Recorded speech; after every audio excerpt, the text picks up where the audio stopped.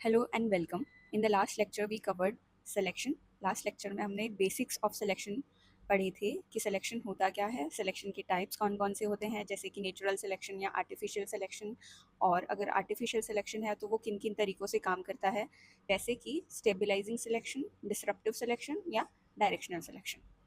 तो आज हम पढ़ेंगे सिलेक्शन डिफरेंशियल के बारे में। तो सिलेक्शन बेसिकली क्या होता है, differential reproduction and survival of genotypes या survival and reproduction of genotypes. यानी कि सिलेक्शन में हम कुछ पर्टिकुलर इंडिविजुअल को चांस दे रहे हैं कि वो सर्वाइव करें और रिप्रोड्यूस करें। हालांकि जो दूसरे इंडिविजुअल्स या एनिमल्स हैं पॉपुलेशन के, they are not allowed to breed और रिप्रोड्यूस, ताकि जो भी प्रोजेनी हमारी आई वो इन्हीं एनिमल्स से आए, है ना। तो सिलेक्शन एक डिफरेंशियल मेथड है जिसमें हम डिफरेंस क्रिएट कर रहे हैं, तो इसीलिए इसका एक डिफरेंशियल होता है, टर्म है, कॉन्सेप्ट है। तो सिलेक्शन डिफरेंशियल क्या होता है? सिलेक्शन डिफरेंशियल मैथमेटिकली अगर हम देखें तो this is the difference between the mean of the selected parents to the mean of the parents before selection. यानी कि ये टोटल जो पॉपुलेशन है उसका एक एवरेज होगा फॉर अ पर्टिकुलर ट्रेड। जैसे मिल्क यील्ड का मान लें, इनका 3000 kg इसका एवरेज है। अगर हम इनमें से 3 इंडिविजुअल्स को सेलेक्ट करें, इनका एवरेज होता है 4000 kg। तो अगर अब हम ये सिलेक्शन डिफरेंशियल इसमें से निकालें तो कितना आएगा, 4000 kg माइनस 3000 kg यानी कि 1000 kg। तो ये है selection differential, that is the difference between the mean value of the parents after selection और the selected parents and the parents और द पॉपुलेशन बिफोर सिलेक्शन, है ना। तो ये हो जाता है सिलेक्शन डिफरेंशियल। अब हम इसकी टेक्निकल डेफिनेशन की अगर हम बात करें तो सिलेक्शन डिफरेंशियल क्या होता है? It is the difference between the average performance of the selected individuals and the average performance of the entire population before selection. तो ये हो गई पूरी पॉपुलेशन, इनकी एवरेज परफॉर्मेंस। कहने का मतलब अगर हम इस पूरी पॉपुलेशन की हाइट एवरेज लें, ठीक है, तो ये इतनी हाइट आई। अब इनमें से हम कुछ टॉल इंडिविजुअल्स को सेलेक्ट कर लें और उन्हीं का एवरेज लें और उन्हीं को अलाउ करें to reduce the progeny. So the difference between this average and this average becomes selection differential. Next हम दूसरी डेफिनेशन की बात करें तो selection differential is a measure of phenotypic superiority of selected parents over the population mean. कहने का मतलब है एक मीज़र है। अगर आपको टेक्निकल टर्म्स में किसी भी सिलेक्शन को डिफाइन करना है तो आप कैसे करोगे कि किस लेवल तक कोई भी इंडिविजुअल आपने सेलेक्ट करे, वो किस लेवल तक एवरेज ऑफ द पॉपुलेशन से सुपीरियर हैं या इन्फीरियर हैं, उसको डिफाइन करने का तरीका है selection differential. So it is a measure of phenotypic superiority, यानी कि जो आप देख पा रहे हो ऐसी सुपीरियरिटी ऑफ जिन पेरेंट्स को आपने सेलेक्ट करा ओवर द पॉपुलेशन मीन। ये पॉपुलेशन का मीन था और जो इंडिविजुअल्स आपने सेलेक्ट करें वो ऑब्वियसली उनका मीन ज़्यादा होगा। अगर ये एक डिज़ायरेबल ट्रेट है, कम भी हो सकता है, ज़्यादा भी हो सकता है, it depends on the type of the trait, है ना। तो इन दोनों का जो डिफरेंस है उसे बोलते हैं सिलेक्शन डिफरेंशियल, जैसे कि नाम बता रहा है। इसके बाद दूसरा कॉन्सेप्ट आता है रिस्पॉन्स टू सिलेक्शन का। रिस्पॉन्स टू सिलेक्शन का दूसरा नाम है जेनेटिक गेन, है ना। तो रिस्पॉन्स टू सिलेक्शन जैसे नाम बता रहा है कि हमने सिलेक्शन प्रैक्टिस करा किसी पॉपुलेशन में, तो उस पॉपुलेशन ने उसका क्या रिस्पॉन्स दिया, तो that is response to selection. जैसे तो इसको हम एक डायग्राम से समझते हैं। जैसे ये एक पेरेंट जनरेशन है, इनकी जो भी ट्रेट है उसका एक एवरेज होगा। अब इसमें से हमने कुछ इंडिविजुअल्स को सेलेक्ट करा जो कि सुपीरियर थे। हमने जैसे भी तरीक़ों से, जैसे कि फिनोटिपिक सिलेक्शन कर सकते हैं या जीनोटिपिक सिलेक्शन कर सकते हैं या पेडिग्री बेस्ड सिलेक्शन कर सकते हैं, सुपीरियर एनिमल्स को हमने आइडेंटिफाई करा, उनको अलाउ करा to produce next progeny generation. अब इस प्रोजेनी का एक लेवल आया होगा ऑफ प्रोडक्शन या जो भी ट्रेड का एवरेज आया होगा। So the difference between the average of this progeny generation and the population before selection is known as response to selection, है ना। तो सिलेक्शन डिफरेंशियल में हम क्या पढ़ रहे थे, difference between selected individuals and population before selection. तो ये तो सेम रहा, पर रिस्पॉन्स में पी एस की जगह किसकी वैल्यू आ जाती है, performance of the progeny rather than the performance of selected parents. तो ये वाला टर्म्स रिस्पॉन्स में चेंज हो जाएगा। So this is known as response to selection, यानी कि जो प्रोजेनी है वो कैसे रिस्पॉन्ड कर रही है सिलेक्शन के लिए, तो that is known as response to selection. और ये हमें बताता है whether there is any improvement in the progeny और नॉट, इसीलिए इसे बोला जाता है जेनेटिक गेन भी। सो रिस्पॉन्स टू सिलेक्शन या genetic gain is the improvement in the average performance of a population. जो भी पॉपुलेशन की एवरेज परफॉर्मेंस है, यानी कि जो प्रोजेनी आ रही है उसकी एवरेज परफॉर्मेंस लेनी है from one generation to the next, and this is occurring because of selection. That's why it is known as response to selection. Another definition is it is the change in mean phenotypic value of the progeny generation. किसकी performance में change हो रहा है? Progeny की performance में change हो रहा है compared to the parental population. Due to selection practiced, the change is coming in the performance of progeny, and we are comparing this change to the parental population, that too before selection. And it is determined by heritable portion of the selection differential. अब जो ये selection differential है, ये पूरा का, क्योंकि ये selection differential हम किस में देख रहे हैं? फिनोटाइप में, और हमें पता है कि P equals to G plus E, यानी कि P होता है G प्लस E के बराबर, और ये पूरा P यानी कि पूरा का पूरा P प्रोजेनी जनरेशन में नहीं जा रहा है, इसका सिर्फ G पार्ट, उसमें से भी जो एडिटिव पार्ट होता है वही प्रोजेनी तक जा पाता है। इसीलिए पूरा का पूरा सिलेक्शन डिफरेंशियल हमारा प्रोजेनी जनरेशन पे नहीं जा पाता है। इसीलिए हमें रेस्पॉन्स को चेक करना बहुत ज़रूरी है, क्योंकि रेस्पॉन्स के थ्रू बस वही पोर्शन सुपीरियरिटी यानी कि सिलेक्शन डिफरेंशियल का पास हो पाएगा जो कि हेरिटेबल है, यानी कि which is due to additive genetic variations और additive genetic variance, right. So this is response to selection और जेनेटिक गेन। तो ये पेरेंटल पॉपुलेशन थी, इसका एक मीन होगा। अब हमने similarly it has been selected, और इसकी प्रोजेनी जो प्रोड्यूस हुई, इन दोनों के डिफरेंस जो भी परफॉर्मेंस के मीन का डिफरेंस होगा, that is known as response to selection. अब हमने ये बोला कि response to selection heritable part of selection differential को शो करता है, इसीलिए हम रेस्पॉन्स टू सिलेक्शन का फॉर्मूला हमारा बन जाता है R equals to H² S, यानी कि S का वो पार्ट जो हेरिटेबल है, और हेरिटेबल पार्ट को कैसे दिखाएंगे? By multiplying it with heritability. अब हम देखते हैं, ये तो हमारी बात थी एक जनरेशन की, एक जनरेशन में क्या हो रहा है, पर रेस्पॉन्स जो सिलेक्शन यानी कि जो हम प्रैक्टिस करेंगे वो बहुत साल तक, बहुत प्रोजेनीज तक जब हम सिलेक्शन को प्रैक्टिस करते रहेंगे, तभी हमें प्रॉपर एक लेवल मिलेगा किसी भी ट्रेट का जो हमें सेटिस्फाई करेगा, या फिर जो डिज़ायरेबल लेवल होगा वो एक ही जनरेशन में नहीं मिलता है। तो we will have to practice this selection for many generations, right. तो जेनेटिक गेन हमेशा जनरेशन्स में देखा जाएगा, क्योंकि एक ही जनरेशन्स में हमें बहुत ज़्यादा जेनेटिक गेन ऐसा नहीं मिलेगा। This is a type of directional selection, जैसे हमने पढ़ा था कि एक ही डायरेक्शन में हम सिलेक्शन करते जा रहे हैं, for example for the increase in milk yield, है ना। तो एक जनरेशन में थोड़ा थोड़ा मिल्क यील्ड प्रोजेनी जनरेशन का बढ़ता रहेगा, और एक ऐसी जनरेशन आएगी जहाँ पर हमें ऑप्टिमम मिल्क प्रोडक्शन बढ़ जाएगा। तो यानी कि ये genetic gain over many years आता है, और जेनेटिक गेन या रिस्पॉन्स टू सिलेक्शन एक ही बात है, दोनों एक ही चीज़ है। जैसे हमने R equals to H² S पढ़ा था, तो डेल्टा जी यानी कि G3 minus G2 G4 minus G3। अगर आप कंपेयर करना चाहते हैं फर्स्ट जनरेशन को दिस फिफ्थ जनरेशन से, तो G5 माइनस G1 करेंगे, तो this becomes delta G is equals to H² S, and now this is known as genetic gain.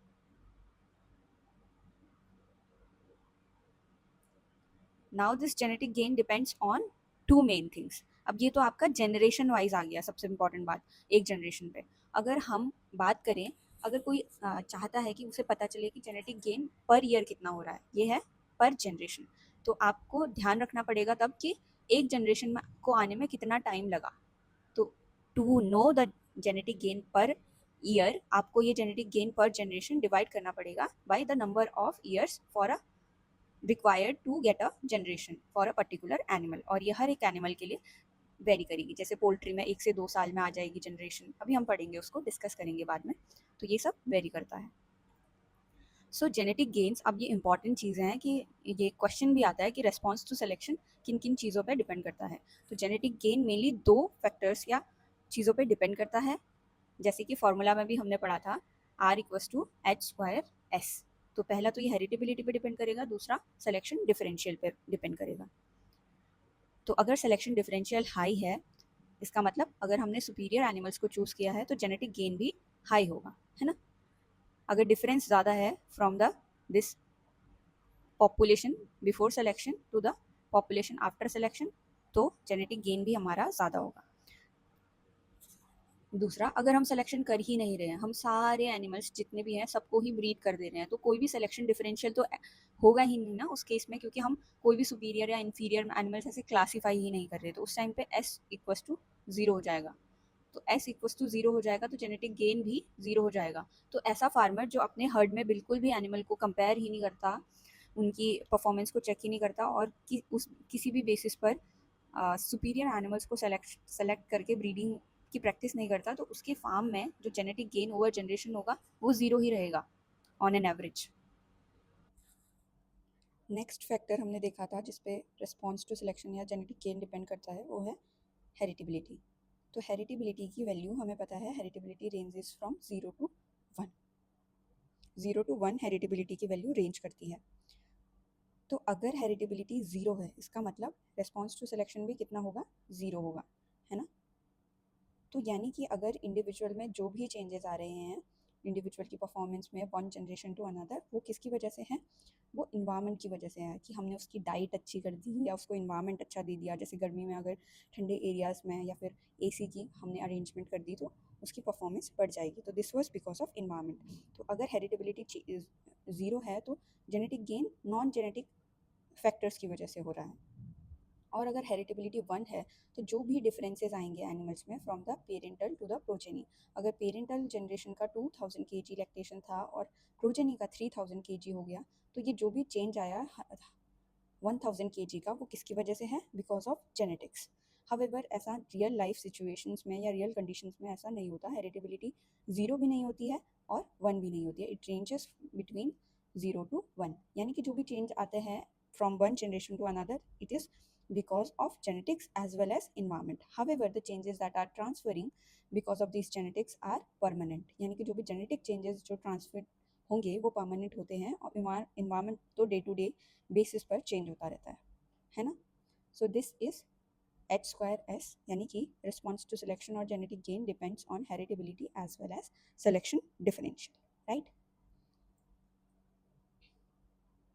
अब हम एक कॉन्सेप्ट को समझेंगे कि सिलेक्शन और कलिंग में क्या डिफरेंस है।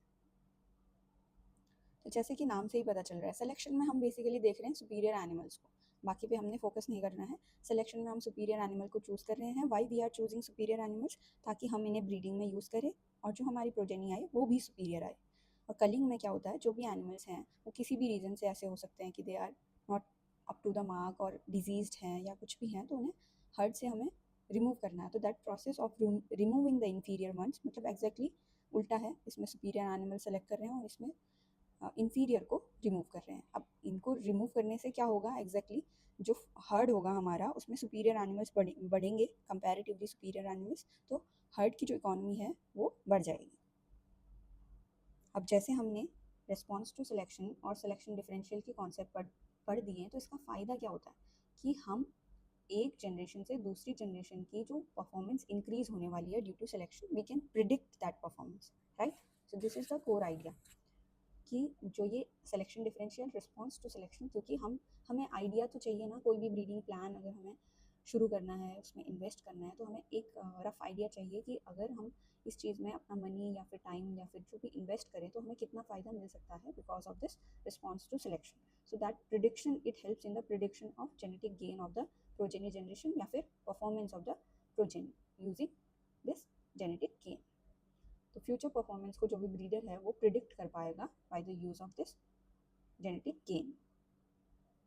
तो अगर हमें पॉपुलेशन ऑफ द या फिर प्रोजेनी जनरेशन की परफॉर्मेंस को प्रिडिक्ट करना है तो कितना होगा, वो ओरिजिनल पॉपुलेशन का जो भी परफॉर्मेंस है, जैसे कि 2000 केजी प्लस जेनेटिक गेन, तो इसको हम ऐड कर देंगे तो जो नई पॉपुलेशन आई, प्रोजेनी आई, उसका हमें परफॉर्मेंस पता चल जाएगा। तो ये है फ़ायदा to know selection differential as well as response to selection. अगर रिस्पॉन्स टू सिलेक्शन हमें पता है तो हम जो प्रोजेनी है उसकी परफॉर्मेंस को प्रिडिक्ट कर सकते हैं।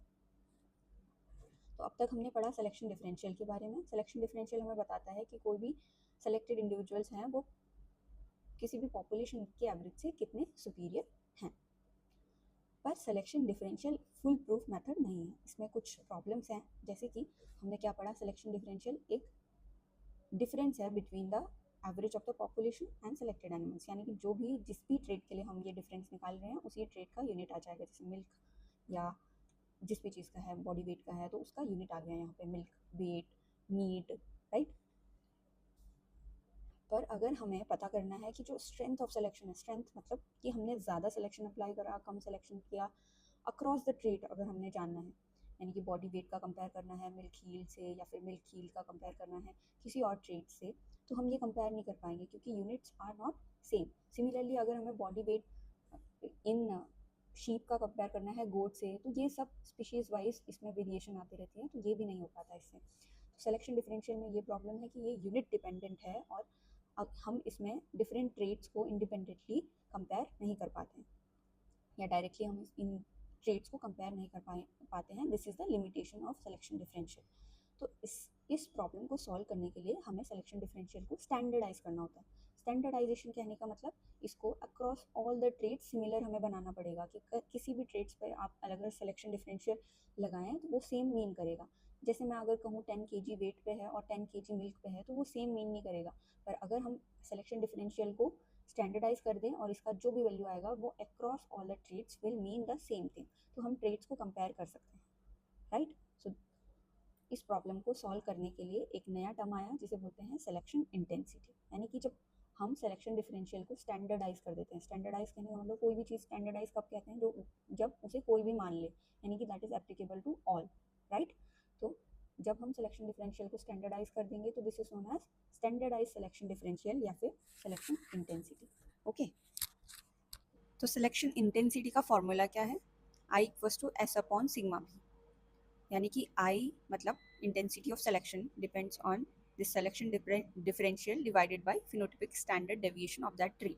फिनोटिपिक स्टैंडर्ड डेविएशन कहने का मतलब स्टैंडर्ड डेविएशन है सिंपली, और फिनोटाइप पे देख रहे हैं तो फिनोटिपिक स्टैंड, जैसे मिल्क प्रोडक्शन है, एवरेज ऑफ द एनिमल्स का मान लीजिए 10 kg है। अब पॉपुलेशन में अगर हम स्टैंडर्ड डेविएशन क्या होता है कि मीन से कितना डेविएट कर रहा है, वेरिएंस का अंडर रूट।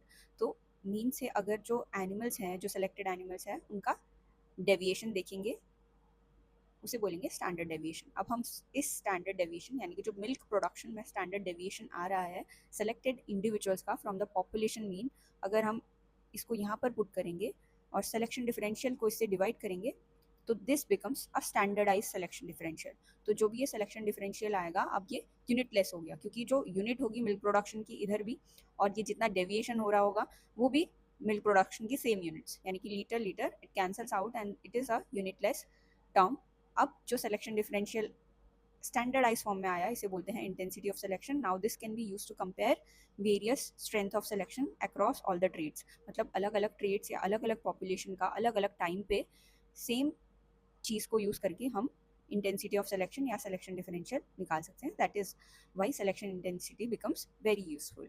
तो मोस्टली अब हम सिलेक्शन इंटेंसिटी का ही यूज़ करेंगे।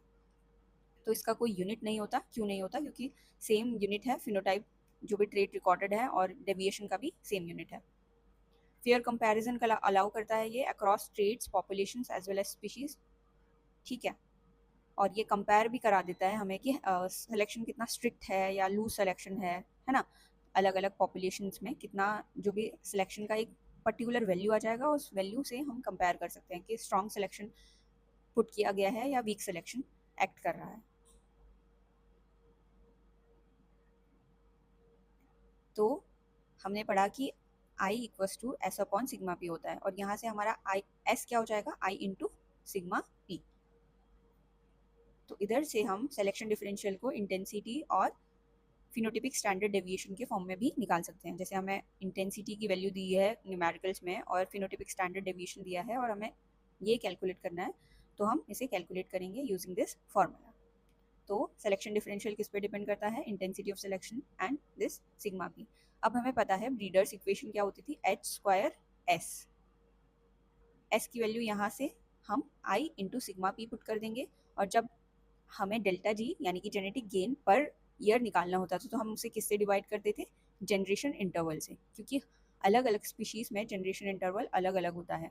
और हमें अगर पर यूनिट ईयर यानी कि हर ईयर पे अपनी ग्रोथ या जो भी हम प्रोडक्शन में इंक्रीज देख पा रहे हैं उसे इवेल्युएट करना है, तो हमें पर ईयर जेनेटिक गेन निकालना होता है फॉर रिपोर्ट्स एज वेल। तो डेल्टा जी पर ईयर बन जाता है H square I sigma P upon L, जहाँ पर एल है जनरेशन इंटरवल। अब सिलेक्शन इंटेंसिटी के फ़ायदे क्या हैं? तो ये स्ट्रेंथ ऑफ सिलेक्शन को कंपेयर करने में हेल्प करता है हमें across different traits and populations as well as species and time. दूसरा, हम इसकी हेल्प से हम प्लान कर सकते हैं किसको? सिलेक्शन एक्सपेरिमेंट्स को, है ना, क्योंकि हमारे पास इंटेंसिटी ऑफ सिलेक्शन है और दिस फिनोटिपिक स्टैंडर्ड डेविएशन की पॉपुलेशन कितना डिफर कर रही है। तो ज़रूरी नहीं है कि हर बार हम सिलेक्शन डिफरेंशियल जाके कैलकुलेट करें, इंटेंसिटी की अलग अलग टेबल्स भी होती हैं, है ना। तो this helps us to get delta जी।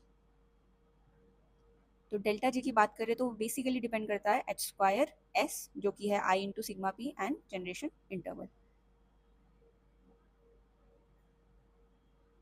इसमें से अगर हम देखें तो डेल्टा जी डिपेंड कर रहा है heritability, selection differential as well as generation interval.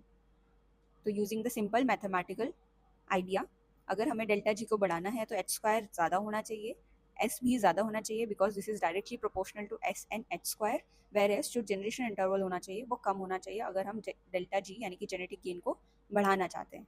So similar is this, heritability high होनी चाहिए, सिलेक्शन डिफरेंशियल ज़्यादा होना चाहिए, difference between selected individuals and the population before selection ज़्यादा होना चाहिए, और जनरेशन इंटरवल कम होना चाहिए if you want a higher genetic gain.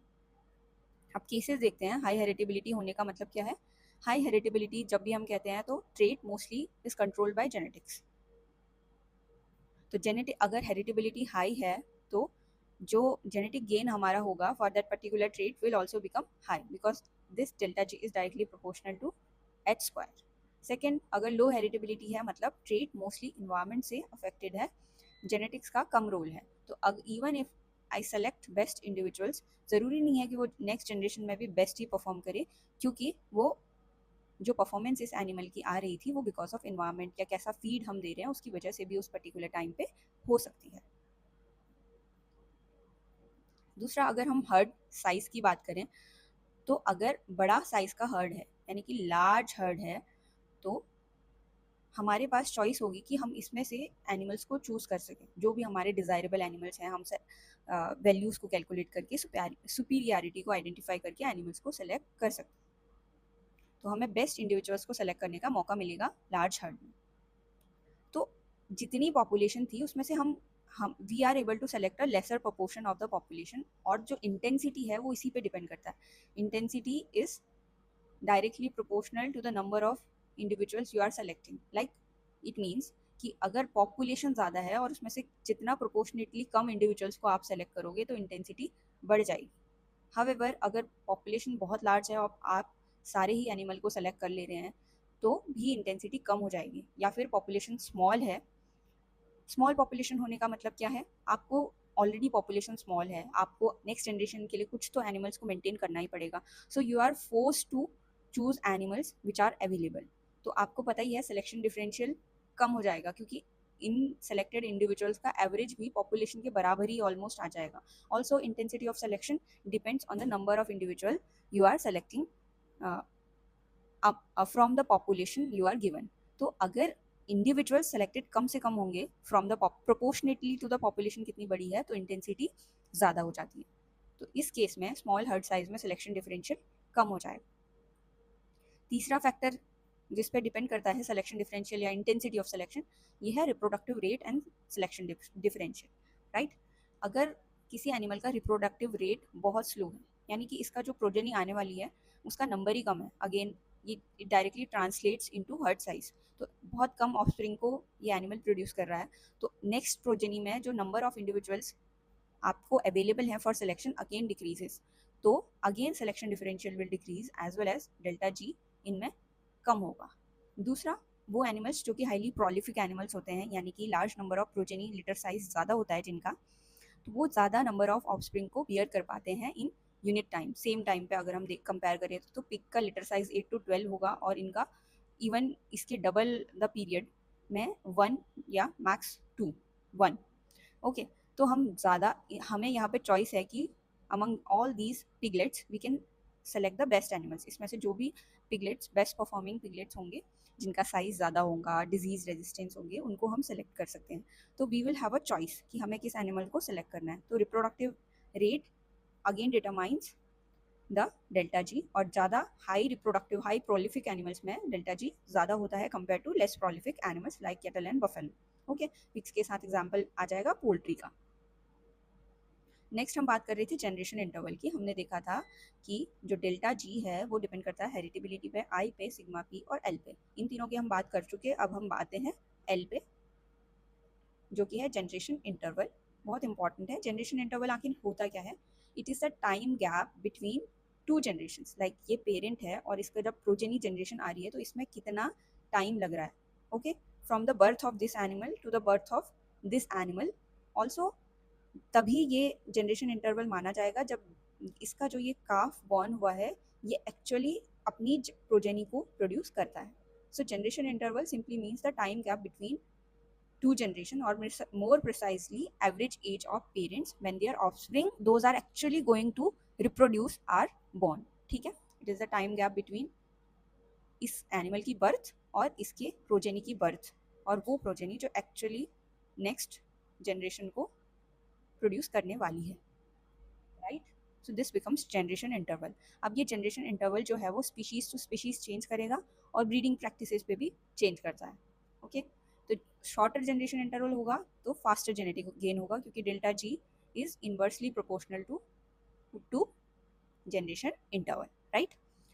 तो ये ब्रीडिंग प्रैक्टिसेस पे कैसे डिपेंड करता है? कोई कोई एनिमल्स को हम अर्ली ब्रीडिंग कर देंगे, जैसे कैटल को फर्स्ट हीट जब आती है उसके बाद ही हम ब्रीड कर देंगे, तो जो प्रोजेनी जनरेशन आएगी उसकी जल्दी आएगी। हावेवर कुछ एनिमल्स में हम क्या करेंगे, वेट करेंगे 1 2 3 4 हीट के बाद, चेक करने के बाद, या मिस हो जाएगी हीट तो उस केस में जनरेशन इंटरवल और बढ़ जाएगा और जेनेटिक गेन और कम हो जाएगा, है ना। तो जेनेटिक गेन अगर हमें बढ़ाना है तो in case of this non litre bearing animals में हमें जल्दी से जल्दी ब्रीडिंग करनी चाहिए। लॉन्गर जनरेशन इंटरवल होगा तो स्लो जेनेटिक गेन होगा, और स्लो जेनेटिक गेन होगा तो हमारी इफिशिएंसी ऑफ सिलेक्शन कम हो जाएगी। अब हम पढ़ते हैं जनरेशन इंटरवल कितना कितना होता है डिफरेंट स्पीशीज में, राइट। तो स्टार्ट करेंगे from the lowest generation interval, chickens, यानी कि हाईली प्रोलिफिक होते हैं। कहने का मतलब सिंपली बिकॉज इनका जनरेशन इंटरवल बहुत कम होता है। चिकन का जनरेशन इंटरवल है 1 to 1.5 ईयर्स, यानी कि एक जनरेशन से दूसरी जनरेशन जो कि एक्चुअली प्रोड्यूस करने वाली है इसकी नेक्स्ट जनरेशन, वो 1 to 1.5 ईयर्स में आ जाती है। Then coming to pig, swine में 1.5 to 2 ईयर्स।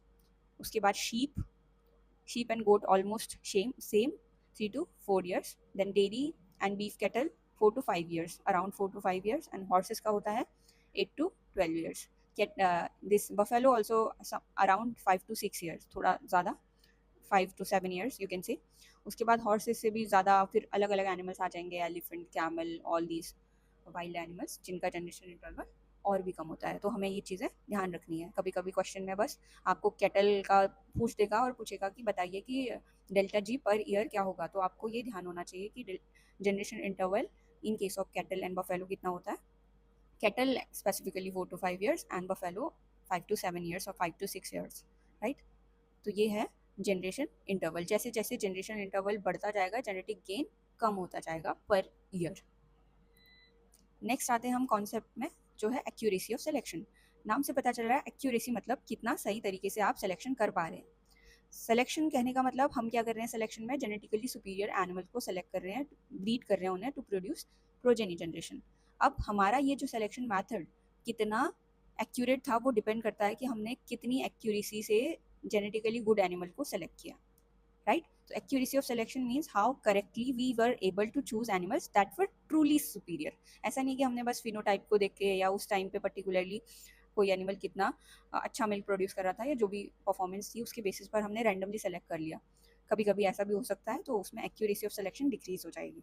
तो अगर एक्यूरेसी हाई है तो इसका मतलब है एनिमल्स वर सेलेक्टेड, जो भी एनिमल्स हमने सेलेक्ट किए वो ट्रूली जेनेटिकली सुपीरियर थे rather than phenotypically superior. Okay, अगर एक्यूरेसी लो है इसका मतलब हमने गलती से या कोई भी सिलेक्शन प्रॉब्लम आ गई बीच में ब्रीडिंग में, तो उस वजह से हमारी जो है एक्यूरेसी कम हो सकती है। मतलब हमने जेनेटिकली इन्फीरियर और कंपैरेटिवली इन्फीरियर एनिमल्स को सेलेक्ट कर लिया। Okay, so accuracy of selection is the degree to which the selected animals truly represent their genetic potential. यानी कि ये एनिमल को हम जेनेटिकली गुड मान के सेलेक्ट कर रहे हैं तो ये कितना एक्चुअली अपने जेनेटिक पोटेंशियल यानी कि ब्रीडिंग वैल्यू को जस्टिफाई कर पा रहा है। ठीक है, इसकी ब्रीडिंग वैल्यू कहती थी कि ये इसकी जो भी, जैसे मान लिए 3000 kg मिल्क यील्ड है तो ये ऑलमोस्ट 2000 kg मिल्क यील्ड को ट्रांसमिट करेगा। तो क्या वो रिफ्लेक्ट हो रहा है प्रोजेनी के परफॉर्मेंस में या नहीं, तो that defines accuracy of selection. Higher accuracy होगी तो बढ़िया सिलेक्शन हो पाएगा और जेनेटिक गेन भी इम्प्रूव हो पाएगा। तो इम्प्रूव करने के तरीके क्या है, हम चाहते हैं कि जो भी हमारा प्रोग्राम हो, ब्रीडिंग प्रोग्राम या सिलेक्शन प्रोग्राम, वो बिल्कुल फुल प्रूफ हो, है ना। तो सिलेक्शन में एक्यूरेसी को इम्प्रूव करने के क्या क्या तरीके हैं। पहला तरीका, बाय टेकिंग रिपीटेड मेजरमेंट्स। किसी एनिमल के आपने टाइम पीरियड जैसे कि 1 मंथ, 2 मंथ, 3 मंथ या हर दिन लैक्टेशन के दौरान उसकी जो रिकॉर्डिंग, मिल्क रिकॉर्डिंग की, वो रिकॉर्डिंग की और उसके बाद एवरेज निकाल के आपने पता किया कि एक्चुअल में इसका मिल्क यील्ड ऐसा कैसा कितना है, रादर देन रेंडमली कि एक दिन गए और मिल्क यील्ड निकाली और देखा कि ये एनिमल तो सुपीरियर है। क्या पता उस दिन animal have been fed really well and they were into, मतलब पूरे नॉन स्ट्रेस कंडीशन में हो या पीक मिल्क यील्ड पीरियड में हो, लैक्टेशन के पीक में हो, है ना। तो वो this will make the results inaccurate.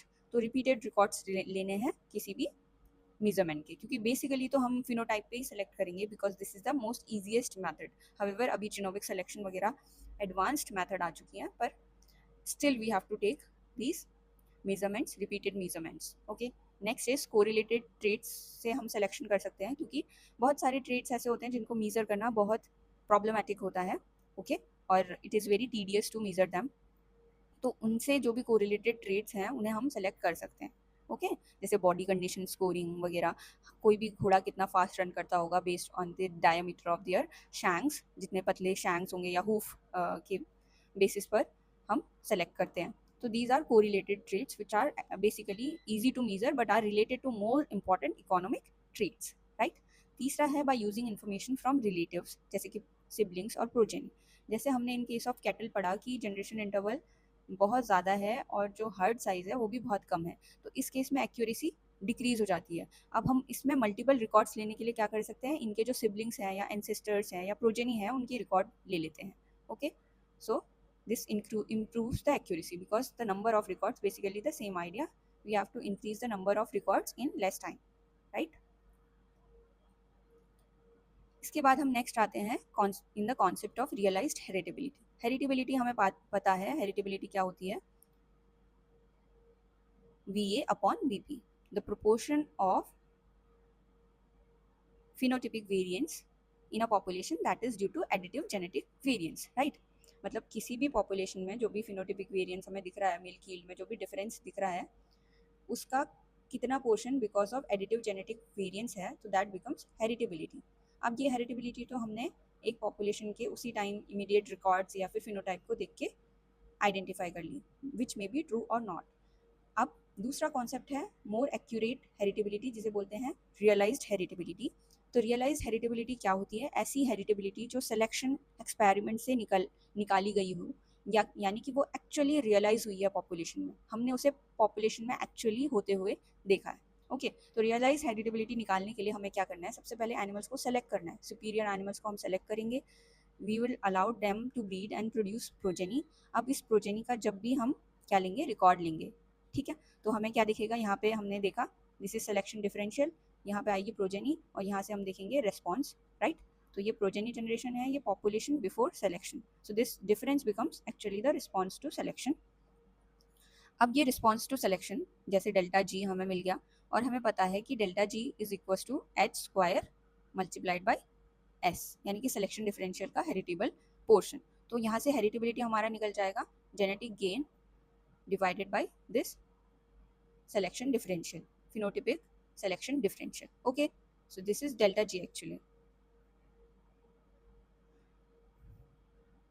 तो जब हमें ये हेरिटेबिलिटी पता चल जाती है तो we actually know that which portion of this superiority is actually transmitting to the progeny generation, so this becomes the realized heritability. However जो हम एस्टिमेट कर रहे थे using this VA upon VP या जो sibling parameters, half sib, full sib, जो भी methods parent offspring method से मिलता है, that is estimated heritability and this is realized heritability and it is more accurate. पर realized heritability इतना accurate होने के बावजूद it is not usually used. Why? क्योंकि हमें पता है it is very tough to calculate. पहले आपको पूरा सिलेक्शन एक्सपेरिमेंट करना पड़ेगा, उसके बाद जो प्रोजेनी आएगी उसको ऑब्जर्व करना पड़ेगा, डेल्टा जी निकालना पड़ेगा, उसके बाद ही आप हेरिटेबिलिटी यानी कि रियलाइज हेरिटेबिलिटी को कैलकुलेट कर सकते हो। ठीक है, तो लार्ज स्केल सिलेक्शन एक्सपेरिमेंट्स चाहिए इसके लिए, जो कि ईजी नहीं होता। दूसरा है, जैसे एक सिलेक्शन एक्सपेरिमेंट में क्या हुआ है, एक पॉपुलेशन, पेरेंटल पॉपुलेशन से प्रोजेनी जनरेशन बनी है। अब आपको पता है ये जनरेशन आने में 3 से 4 साल लगेंगे, और 3 से 4 साल में इन्वायरमेंट काफ़ी चेंज हो जाता है। तो वीपी में काफ़ी चेंजेस आ रहे हैं ड्यूरिंग दिस टाइम, एंड ये जो वीपी में चेंजेस आ रहे हैं ये हेरिटेबिलिटी को भी अफेक्ट कर देंगे। इसका मतलब रियलाइज हेरिटेबिलिटी भी बिल्कुल एकदम फुल प्रूफ एक्यूरेट नहीं है, because these changes are occurring in the environment and they will lead to changes in the realized heritability as well. Okay,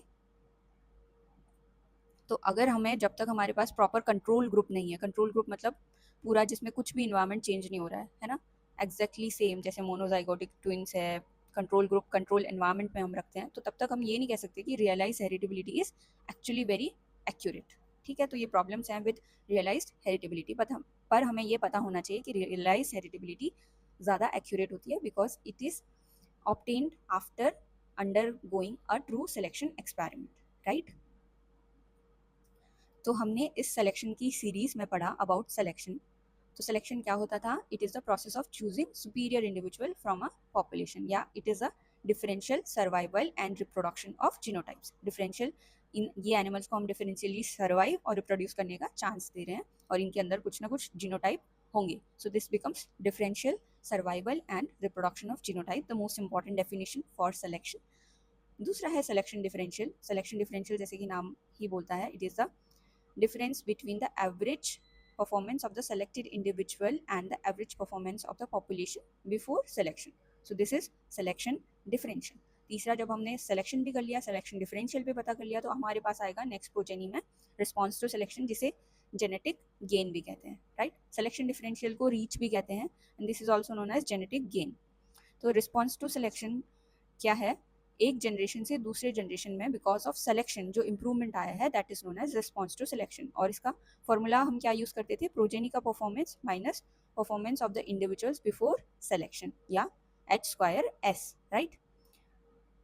उसके बाद आए हम सिलेक्शन इंटेंसिटी पे। जब हम सिलेक्शन डिफरेंशियल को स्टैंडर्डाइज कर देंगे in a way that it can be used across all the traits, species और populations and time, so that जो कंपैरिजन है सिलेक्शन डिफरेंशियल का मैग्नीट्यूड का, वो ईजी हो जाए या फिर कंपैरेबल हो जाए, तो दैट बिकम्स सिलेक्शन इंटेंसिटी। अगर डेल्टा जी को हमें बढ़ाना है तो इंटेंसिटी को भी बढ़ाना पड़ेगा, पर देयर इज़ अ कैच, हम इंटेंसिटी को एक लेवल के बाद नहीं बढ़ा सकते, क्योंकि कुछ ना कुछ एनिमल्स आपको रखने ही पड़ेंगे, आप बहुत ज़्यादा एनिमल्स को कम भी नहीं कर सकते। Okay, last comes the accuracy of selection. Accuracy of selection क्या है? डिग्री टू विच जो सेलेक्टेड इंडिविजुअल्स हैं वो एक्चुअली अपने जेनेटिक पोटेंशियल के बेसिस पर सेलेक्ट हुए हैं, रादर देन उनकी फिनोटाइप या किसी और ट्रेट्स के बेसिस पर, right? So this becomes accuracy of selection. तो ये था हमारा अबाउट सिलेक्शन।